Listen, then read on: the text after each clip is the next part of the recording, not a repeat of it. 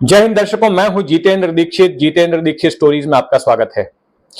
दर्शकों, आईआरएस अधिकारी समीर वानखेड़े ने अपनी सेवा के दौरान, अपनी सर्विस के दौरान कई सारे दुश्मन बनाए। दुश्मन ऐसे लोग जिनके खिलाफ उन्होंने कार्रवाई की, कस्टम विभाग में रहते हुए या फिर एनआईए में रहते हुए, नारकोटिक्स कंट्रोल ब्यूरो में रहते हुए। और दुश्मनों की लिस्ट में ऐसे लोग भी हैं जो कि कभी उनके साथ काम कर चुके हैं, उनके सहकर्मी रहे हैं या फिर उनके वरिष्ठ रहे हैं। लेकिन साल 2021 के आखिर में शाहरुख खान के बेटे आर्यन खान की गिरफ्तारी के बाद समीर वानखेड़े, जिनको कि तब तक एक हीरो की तरह देखा जा रहा था, उनके ऊपर मुसीबतों का पहाड़ टूट पड़ता है और एक के बाद एक उनके खिलाफ कई मामले शुरू हो जाते हैं।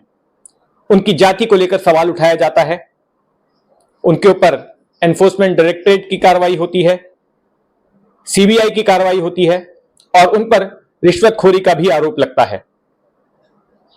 मुंबई के बाहर उनका तबादला कर दिया जाता है।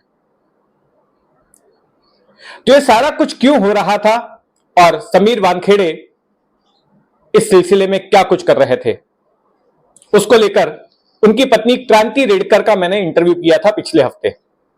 क्योंकि समीर वानखेड़े पर अदालत की ओर से रोक लगी हुई है कि वो अपने मामलों के बारे में मीडिया से बात नहीं कर सकते, तो इसलिए मैंने उनकी पत्नी क्रांति रेडकर का इंटरव्यू किया था। लेकिन उस इंटरव्यू के बाद क्रांति रेडकर को धमकी भरे फोन कॉल्स और व्हाट्सएप पर धमकी भरे मैसेजेस आने शुरू हो गए, जिसमें कि ना केवल उनके साथ गाली गलौज की गई, उनके साथ गंदे गंदे शब्दों का इस्तेमाल किया गया, बल्कि उन्हें और उनके बच्चों को नुकसान पहुंचाने की भी धमकी दी गई। इससे क्रांति रेडकर चिंतित हैं, खौफजदा हैं। क्रांति रेडकर को ये धमकी भरे फोन कॉल्स और मैसेजेस दरअसल कुछ पाकिस्तानी नंबरों से आ रहे हैं और कुछ यूके के नंबरों से आ रहे हैं। इनके स्क्रीनशॉट लेकर एक शिकायती पत्र क्रांति रेडकर की ओर से मुंबई पुलिस के पास दिया गया है। उस इंटरव्यू में क्या कुछ कहा था क्रांति रेडकर ने, उसके कुछ अंश मैं आपको दिखाता हूं। तो जो भी चीजें सब जुडिस हैं उनके बारे में मैं बात नहीं कर पाऊंगी, लेकिन मुझे यही कहना है कि एक सामान्य इंसान को ये बहुत ही सोचने वाली बात हो जाती है कि अगर 17 साल की सर्विस में एक इंसान जो स्पॉटलेस करियर का क्या बोलते हैं, एक ओनर है जिसका एक स्पॉटलेस करियर है, उसके ऊपर सडनली एक ही केस के बाद इतने सारे आरोप कैसे लग जाते हैं, ये सोचने वाली बात है। मतलब अगर समीर मेरे पति भी ना होते तो भी मैं ये सोचती कि अरे ऐसा कैसे, ऐसा क्या हो गया कि एक इंसान जिसको मेडल्स पे मेडल्स मिल रहे हैं, जिनको इतने सारे एक्कोलेट्स मिल रहे हैं, जिनको इतना सराहा जा रहा है, जो दिन रात मेहनत कर रहा है, जो एक्टिव केसेस कर रहा है, जो मैं देख रही हूँ, पेपर में रोज पढ़ रही हूँ, और सडनली एक रात में वो रिश्वतखोर हो गया, ऐसे कैसे हो गया? ये तो बहुत सोचने वाली बात है।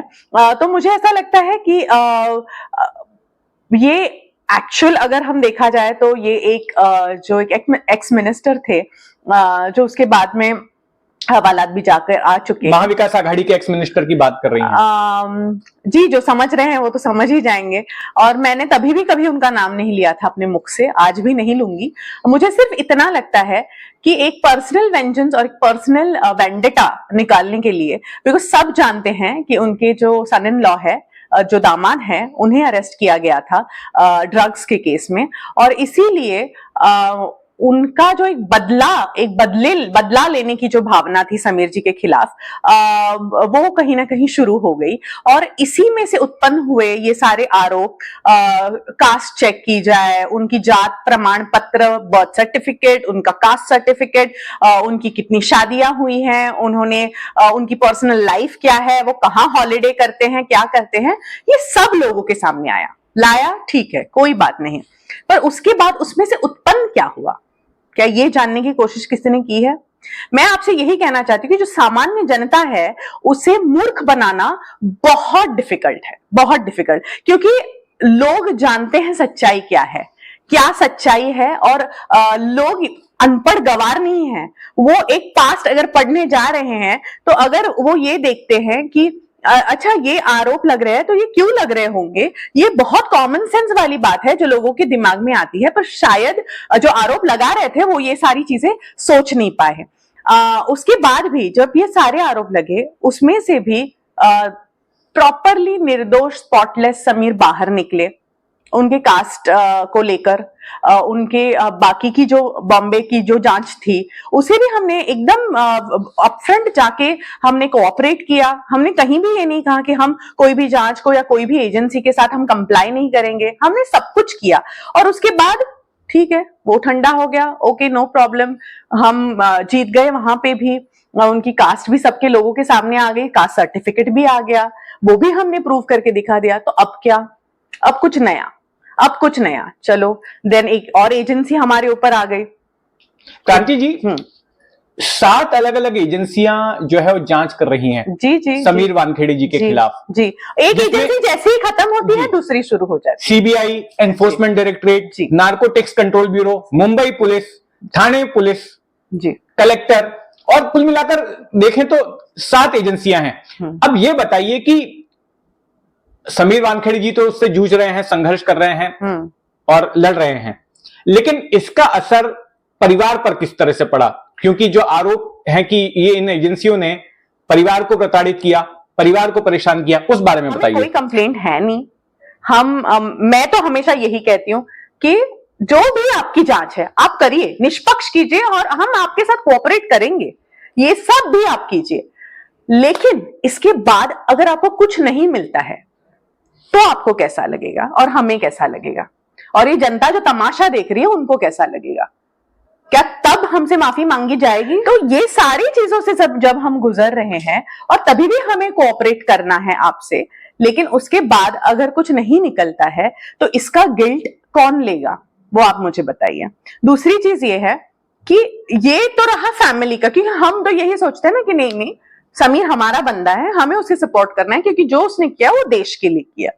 लेकिन समीर ऐसा नहीं सोचते क्योंकि उसे पता है सच क्या है। अच्छा क्रांति जी, ये बताइए कि क्या आपको ऐसा लगता नहीं कि अपने काम के दौरान अलग अलग एजेंसियों में समीर जी ने काम किया तो बहुत सारे उन्होंने दुश्मन बना लिए, और आज ये उसी का नतीजा है कि एक साथ इतने सारे मामले उन्हें झेलने पड़ रहे हैं और उनको प्रोसिक्यूट किया जा रहा है?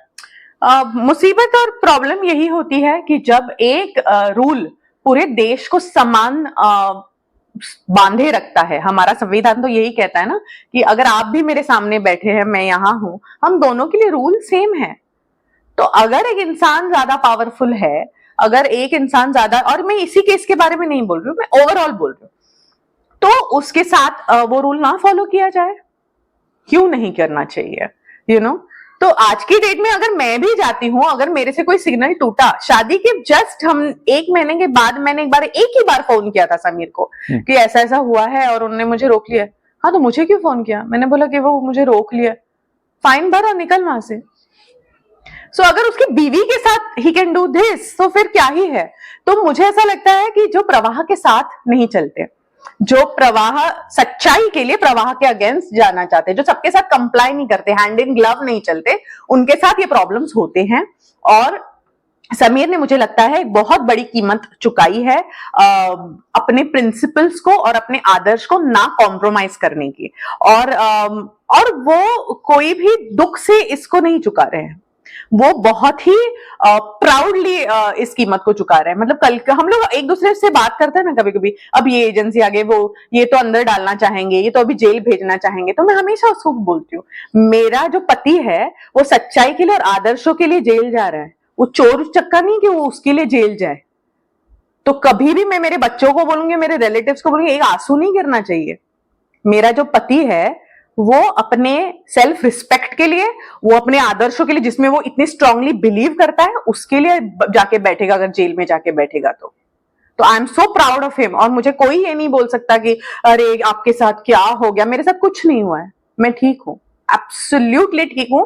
और मुझे ऐसा लगता है कि हमारे देश में जब तक ऐसे लोग जिंदा है तब तक ही हमारा देश उज्जवल रहेगा, क्योंकि मुझे ऐसी क्वालिटीज दिखती है। मतलब मैं जब भी मोदी जी उनका काम देखती हूँ, अपने माननीय जो प्राइम मिनिस्टर हैं अमित शाह जी हैं, उनका काम देखती हूँ, उनकी विचारधारा देखती हूँ, तो मुझे बहुत सारी सिमिलैरिटीज समीर की विचारधारा में वैसी दिखाई देती है। इट्स सो नेशनलिस्ट, राष्ट्र सर्वोपरि, मतलब जैसे बोलते हैं अखंड भारत की जो संकल्पना है वो उनमें मुझे दिखाई देती है। और मुझे जो आत्मसमर्पण और आत्म त्याग उसमें दिखाई देता है वो सर्वोपरि है, और उसके लिए मैं डेफिनेटली समीर जी को सपोर्ट करती हूँ। भले उनके साथ जो भी हो रहा है, भले वो प्रवाह के खिलाफ है, भले उन्होंने बहुत सारे दुश्मन बना लिए हैं, पर जब आपको कहीं पहुंचना है और आपको एक देश को एक उज्जवल भविष्य दिखाना है तो ये सारी चीजें आपके साथ होंगी।